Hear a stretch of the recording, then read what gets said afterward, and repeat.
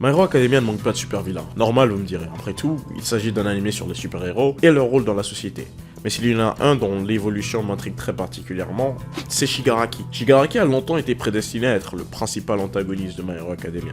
Cependant, son pouvoir semblait dérisoire, comparé à celui des autres criminels qu'on a vus tout au long de la série. Mais ce que Shigaraki sait faire le mieux, et ce qu'il différencie des autres, c'est sa capacité à survivre. Il a réussi à participer à tous les grands événements de My Hero Academia jusqu'à présent, et à en sortir indemne. Et fait intéressant, il en sort toujours plus fort. Après avoir gagné l'allégeance du Dr Garaki, Shigaraki n'a pas perdu de temps pour réaliser son objectif et demander au docteur de lui donner une amélioration d'alter. C'est exactement ce que le docteur a fait, utilisant les connaissances qu'il avait acquises en créant les Nomu pour faire de Shigaraki sa plus grande création.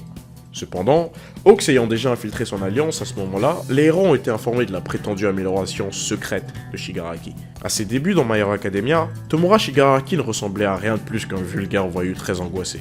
Soyons honnêtes. Personnellement, je pensais que la seule raison pour laquelle il était le méchant principal était qu'il avait été choisi par All for One pour être son successeur. Bien que son alter soit indéniablement puissant, il n'avait même pas pu utiliser tout son potentiel à l'époque. Cependant, ce n'est plus qu'un lointain souvenir. Le Shigaraki nouvellement éveillé peut indéniablement donner du fil à retordre à n'importe quel héros professionnel. Après tout, il est maintenant capable de raser une ville entière en une seule attaque. Et pire encore, il n'a même pas encore atteint son apogée. Cela m'a même poussé à me demander si quiconque pourrait l'arrêter. Je veux dire, même l'attaque spéciale de Midoriya n'a pas réussi à stopper sa désintégration. Mais on va pas se mentir, on est dans un shonen, donc forcément il y aura quelqu'un qui l'arrêtera. Mais voilà, je pense juste que l'évolution de Shigaraki est très intéressante. Il est passé à un tout autre niveau et maintenant je pense qu'il représente vraiment l'incarnation du mal dans My Hero Academia. Si t'as regardé jusqu'ici, mets Tomura dans les commentaires. N'oublie pas de lâcher un like et t'abonner.